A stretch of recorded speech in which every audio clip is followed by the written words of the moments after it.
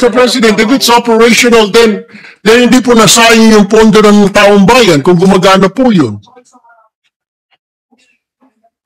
Okay din po yun, basta gumagana. Di ba, kasamang Senador Robin, lalo na doon sa Baluarte mo na nagtayo na istasyon para sa PTV, katutuwa ng mga kababayan natin doon. But anyway, Mr. President, yun lang po yung aking punto. Before I end up, I would like to say, Mr. President, I express my support for the proposed budget of the Presidential Communications Office for fiscal year 2026 under the leadership of Chief or Secretary Dave Gomez. The PCO, Madam Chair, Mr. President, serves as the government's lead communications arm and stands at the front line of ensuring that the administration's policies, progress, and priorities are communicated clearly, accurately, and consistently.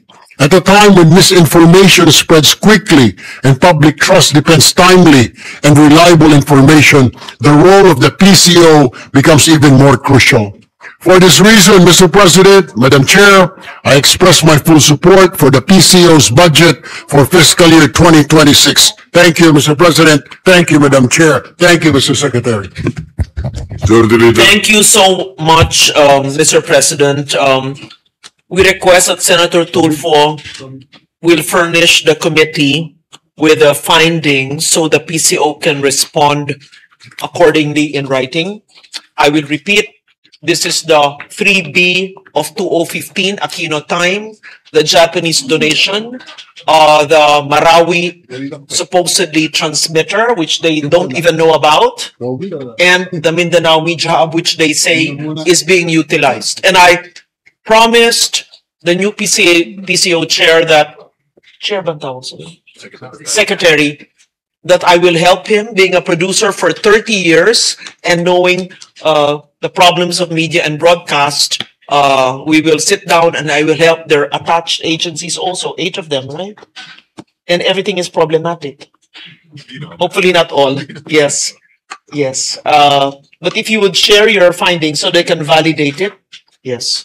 So I appreciate your inputs. I appreciate the patience of everyone. And I'm also trying to exercise utmost patience in dealing with agencies that may have some good people, but there's systemic disorder, to put it very diplomatically.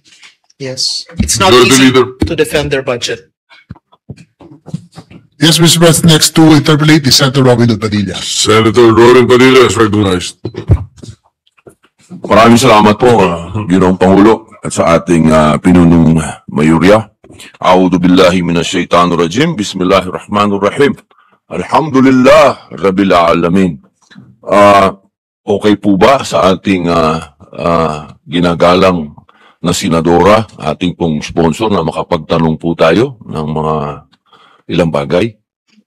Masaya po ako na sumagot sa mga katanungan sa ating gentleman from Mindanao na sigurado po ako ay gusto rin tumulong para po sa ating mga ahensya ng gobyerno.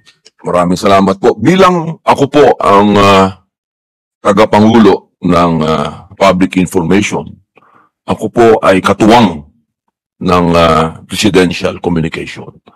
Tayo pong dalawa ay magka-partner dahil sinasaad po ng saligang batas na walang mga pinakamakapangyarihan kung hindi ang makapagbigay ng tamang informasyon sa taong bayan. Yan po ay nasa konstitusyon.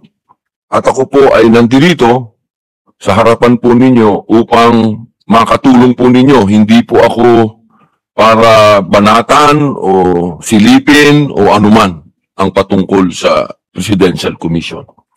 Kaya ako po ay nakasuporta sa inyong budget. Ako po ay isa sa mga tagapagtanggol po ninyo kapag may kinalaman po sa pulisiya. Ako po ay kailanman ay hindi na personal. Lahat po ng issue ko ay political. Hindi po ako kabilang sa mga bumabanat ng walang masasabi po nating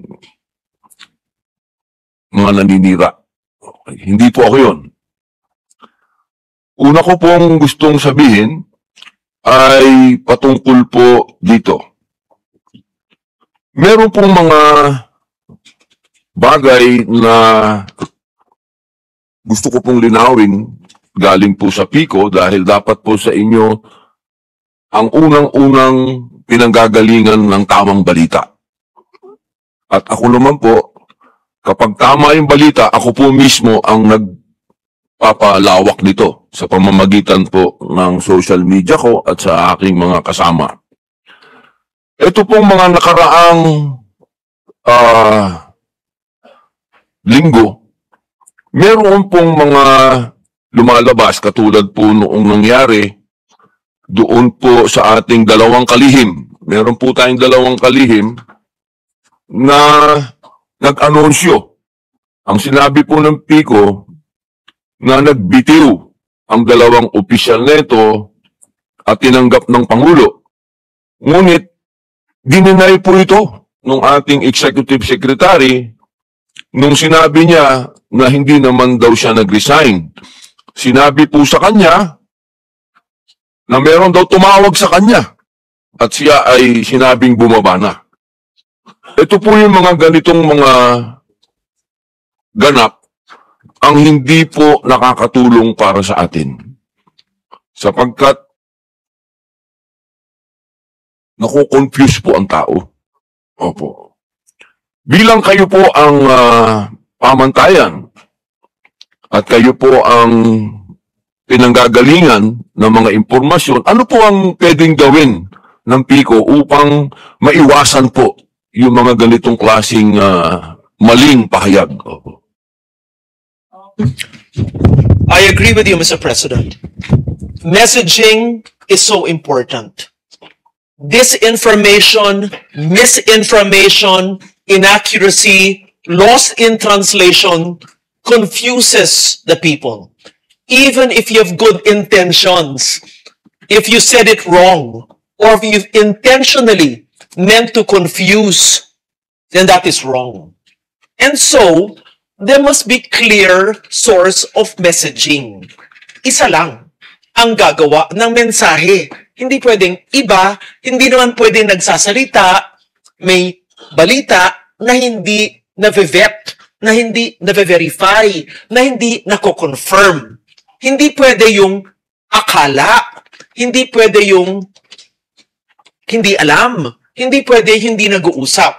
Now, per the specific instance that you're mentioning, why was there a miscommunication?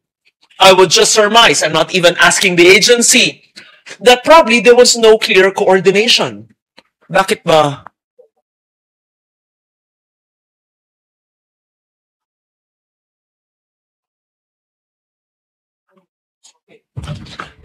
The PCO secretary says that the announcement given by the president himself was conveyed to the PCO, and that is the source of their declaration or their message.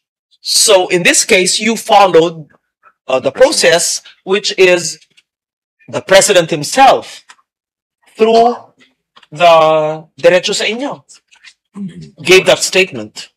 So parang sinasabi po, ginang na tagapangulo, na naglabas po kaagad ang USEC nila ng pahayag na hindi po ito opisyal?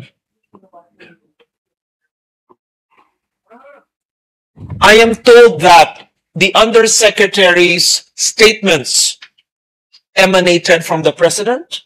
Yes, it was cleared. It was cleared. Cleared by whom? Cleared by me. Cleared by the secretary, and the secretary cleared it with the president. I was yes, the information. Yes. Was released. Ang The ibig kong information- sabihin, opo, The information conveyed by the undersecretary was cleared with the secretary who cleared it. so yun po ang With the tamang president. impormasyon, hindi po yung kumakalat sa media. Kasi may kumalat po sa media na ang sinasabi ng ating dating executive secretary na hindi po yun ang naganap. So ang naganap po talaga yung sinasabi po ng ating USEC. Yes. Again, Yun po ang ano, para alam po natin Okay. kung ano talaga yung Liwanag. statement. Opo. again, because this will go down in history, ha? Tas ako nagde-defend ng budget, ha? Opo. Hindi po ako privy sa sinasabi po nila. ako ay taga-defend ng budget. Pero ito, hindi budgetary process ito. Ito'y kaganapan ng kasaysayan. Opo. Pero para po maliwanag, may mga side, you want to go. You can say it in the microphone, yeah. Just so that it's clear. Because I'm saying this so that it's clear that I am the messenger I'm trying to explain. According to the PCO, they cleared the statement with the President. Opo. Yan po ang pangahawakan natin ngayon. At yan Yes. po dapat ang malaman ng tao. Yes. Opo. Yung pahayag po ng ating dating We may or may not agree, we may or may not believe, but that is what is transmitted to me now Opo, dapat. Opo, by the opo. PCO. Opo. Dapat po kasi isa lang ang mensahe. Yes. At kung ano yung mensahe, yun po talaga ang dapat na malaman ng tao. Opo. Meron po akong pangalawang katanungan. Kapag ka sinabi po natin public information, naniniwala po ba ang PICO na dapat hindi ito political propaganda?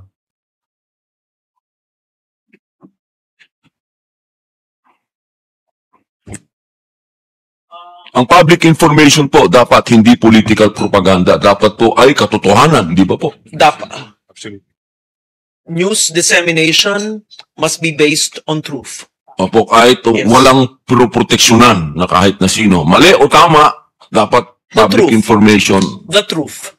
malaman Yes. ng katotohanan. Yes, sir. Opo. Meron po tayong katanungan na nakakagulo rin po. Kanina tinanong na po ito ni Senator Raffy, katunayan, paglakad po niya doon, sinundan ko siya sa lounge, sinabi ko sa kanya, boss, ba't hindi mo pa tinuloy?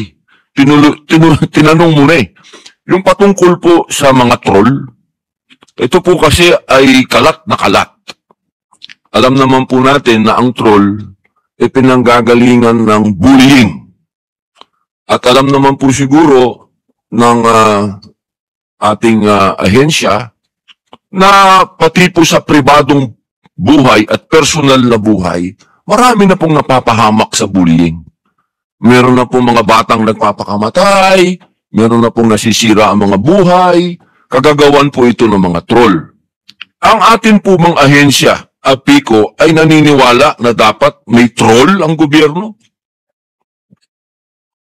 Hindi ko kailangan sagutin, itanong sa kanila. Dapat wala. Ayon sa kanila po, ay wala. Pero actually, talaga bang wala? Wala. Sa mga resources na binibigay sa inyo, malay naman namin na wala.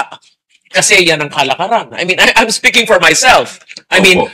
of course, the official statement. Again, I'm defending their budget. And I'm only saying this based on what is transmitted to me. But, not that I don't believe you, Secretary, but because it happens in real life, we don't know. So, I am told they do Na wala not have po. trolls. Opo. I am told they do not use government funds for fake news and trolls. All But- organic supporters. They're all organic supporters. And if you have any proof, please tell me. And I would be happy to call them out and to prove that to them. Meron po kasing, Yes. opo, maraming salamat po, bilang tagapangulo. Meron po kasing lumabas na voice recording, kung pwede po natin mapanood, para sa inyo po manggaling kung totoo ito, o ito ay AIO, o ito'y kagagawan lang ng mga ibang taong gustong manira. Pwede po natin